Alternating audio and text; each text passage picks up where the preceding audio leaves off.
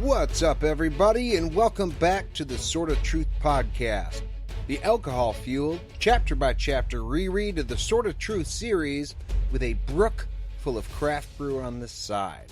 See, that's right in the pocket. It's not a river, but it's more than a puddle. It's like a steady flow of suds. It's a babbling beer brook. All right, you win. I'm Nate. And I'm Jade, and on this episode we are getting into chapter 67 of Stone of Tears. And it's another long one, Yeah, people. it is. Not quite as many notes this time, so I think we'll be able to get it in one. Well, you know what it is? It's getting towards the end of the book, and there's a lot to get in just a few chapters left. Yeah. So, it's like...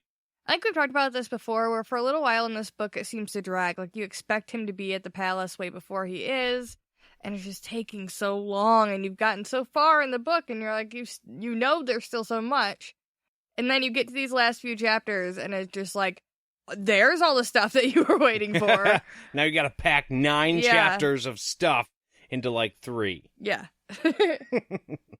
So this chapter, we open up with Kahlan. She's running through the keep. Jeb had told her that she saw a light up there, so they know that Zedd has returned.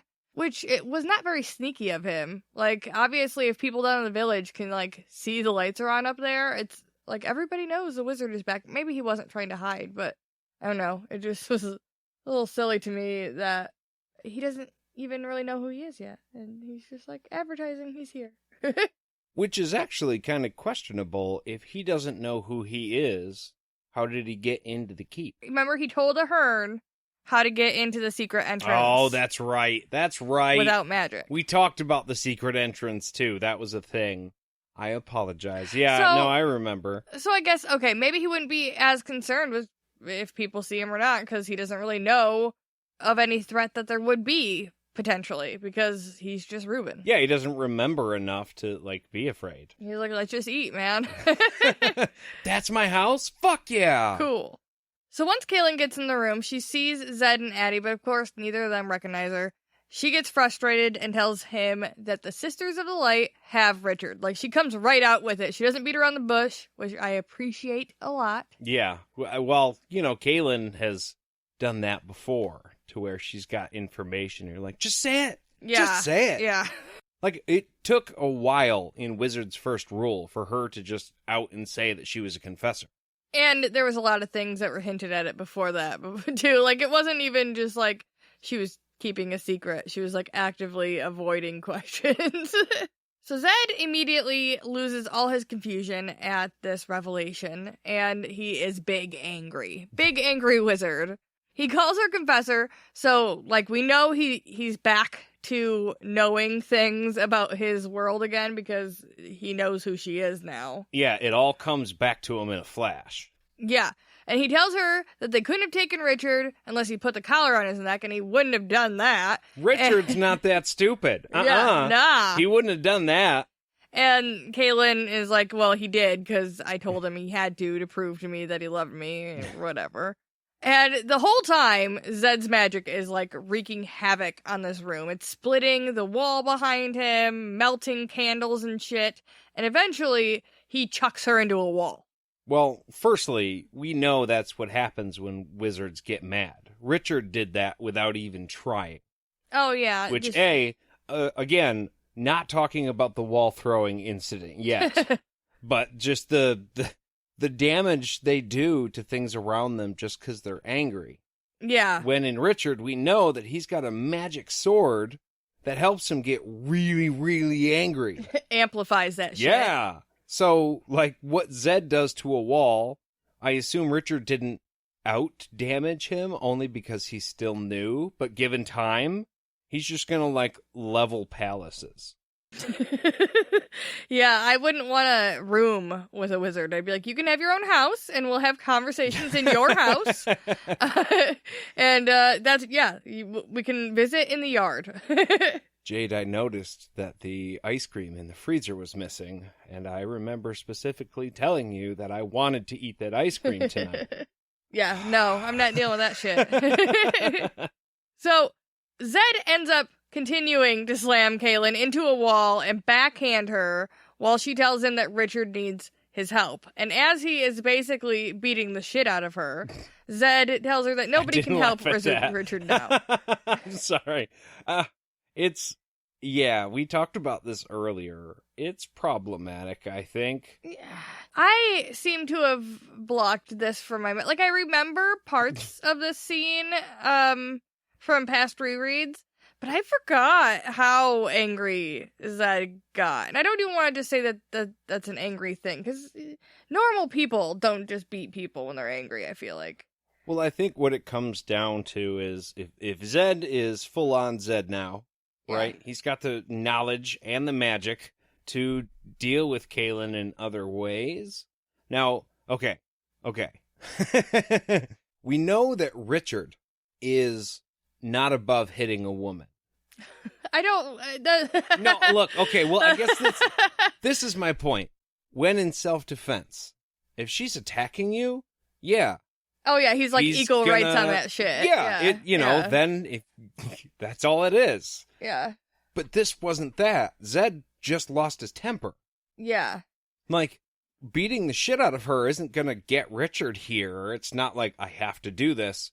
Because you don't have to do this. This is a perfect example of a time when keeping your cool would probably be better. And okay, now we were told that he had to have a extreme violent outburst of emotion to get his memory back. So I'm sure that is the justification, that it had to be violent outburst. But I feel like he could have punched a wall, maybe. If he was that mad, like if you had to be violent, maybe not her face. Not a person. Well, and the other thing was that I was confused because Reuben has no idea who Richard is. Right. Zedd does. So when they tell Reuben, hey, Richard, he's gone, why did that mean anything to him if he doesn't know who these people are? He had, stirrings while she was talking to him, I think, where he was kind of remembering, but then I think that phrase just unlocked something in his brain. So then, once she said it to him, it registered to him what she meant by that, and he was able to get angry really fast. It, ripped him out of his magical spell thing. Okay, that's that, I can live with that. I was just like, if he doesn't know who Richard is, then Kahlan might as well have just told him, hey, this dude 3 cities over, he had to tie his shoe. And, so that's a thing. Yeah. And it wouldn't have meant anything to him. It was weird. But I think I understand. Now we know Zedd's magic was supposed to come back this way. Was Addie's? I'm kind of assuming. Are they tied together? I don't know. But I don't know. I'm not sure. Okay. All right. Well, that's something to look into. So, Zedd tells Kahlan that nobody can help Richard now. He's lost to all of them. He tells her about the POP and the time spell and that he's going to be gone for 300 years now. All because of her ass. Yeah, that's something Kahlan didn't really plan on. She knew he was going to have to go away for training or learning again, but because of the time spell, we know that keeps Richard alive so he can stay there and study. But that means, Kahlan's not going to live to be 300, obviously, and so that means that they're never going to see Richard again. Well, and I think she just assumed, as Richard kind of assumed, I think at first, that once Zedd knew about the situation, he was going to be able to fix it. Because he is the great, all-powerful fucking wizard Zorander, and he's going to be able to figure it out. And so I don't think anybody was expecting, A, what he heard at the palace, which was that Zedd wasn't going to be any help to him, and B, what she's hearing from Zedd, which is that Zedd can't be any help to her. I mean, now we know that Richard... He's on his way out now. He's on his way, yeah. But... So, this isn't even true. Right. It's you know what this is? It's Wizard's first rule. Oh, yeah. Yeah, everybody's afraid it's true now. But, I mean, it was true. Right. I mean, we just... yeah, no. I follow. So, Kahlan is devastated and sobbing on the ground. Of course, because she's never going to see Richard again. That's done. And Zedd asks about what happened to her hair. She tells him about the council sentencing her to be beheaded for treason to the happiness of the people and of her escape. Essentially, she got out of the pit and got away. Yeah. And his response is to start dragging her by her hair, saying she's going to lose her head for what she did. Like, yeah, you're done. You're done. You killed my grandson, or you didn't kill him, but I'm never going to see him again, so he might as well be gone. Yeah, fucked all of us. And I'm going to take that out on you. Yeah, well, and it was a little bit abrupt, because I think, I wasn't sure why he was asking about her hair, but it definitely wasn't concern. We find out very quickly after, where he's like, nope, okay. I was just wondering, because now I have people on my side, so we can all go murder you together.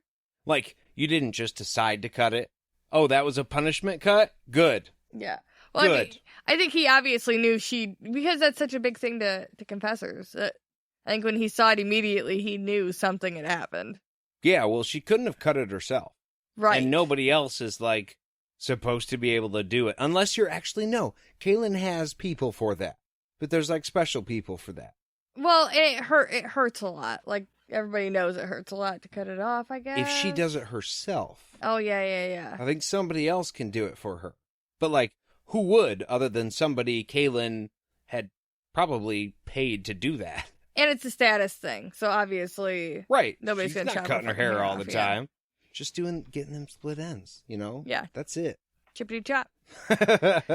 So Zedd says, as first wizard, he's going to see this done tomorrow on the winter solstice, which means time has passed since last we saw Richard.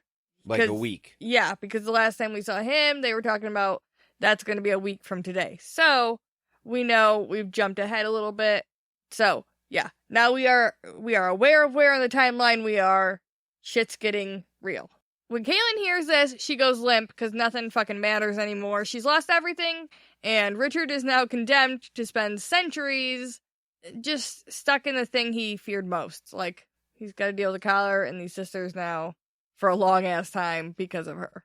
Yeah, she just, basically sentenced him to his own personal hell. Yeah, great. Good job! So, you can't, you don't really blame her and her, like, last friends are kind of turning their backs on her. Like, Zedd was her friend, and she was his dear one, and it was a whole thing. So now, like, yeah, that's fucking depressing. I could see just being like, all right, whatever. Well, we talked about that with Richard, too. Yeah. How, like, if she's not there, then it's not worth it. Yeah, it's very bleak. Yeah. So we rejoin Richard, staring at the Valley of the Lost, with Dew. She's brought the entire Bakaban Mana tribe with them because who the hell knows? Richard's like, why, it could have just been us. This was just a thing. Like, it could have taken 5 minutes. Yeah. But we had to wait an hour, and we just don't have that time right now, Dew. Should have AIS'd her. Ass in seat. 5 o'clock. We're gone. Anyways. She's confident in Richard. She also has no idea what they're doing out there. And Richard isn't sure that what he's planning on is going to work. Yeah, they all just wanted to be there to witness it. So they were willing to go. And, Richard doesn't really care at this point if they are there because although it's a little bit more pressure in the moment, afterwards he's not going to have to face them if he fucks up because he's going to be dead. So Dew leaves him, then Warren and Verna show up to talk. Warren wants Richard to understand that they're out of time. Tomorrow is the winter solstice. There's nowhere he can go and make it there by tomorrow. So he's done. Richard says just because Warren doesn't know how doesn't mean it can't be done. Which sounds great, but that doesn't really help you with anything. No. It doesn't give you a plan. They'll understand in a few hours, he says. No. You'll get it. Just wait. You'll figure it out. Don't worry about it. Verna is quiet at this point. She has stopped arguing with Richard and all of his craziness. She's just like, okay, man, whatever you say, Richard. And that's a little bit weird for Richard, but it's nice. At the very least, he doesn't have to deal with that struggle anymore. Yeah, for the first time in the book, she's not arguing with everything he says. So Richard asks about the Gateway Prophet.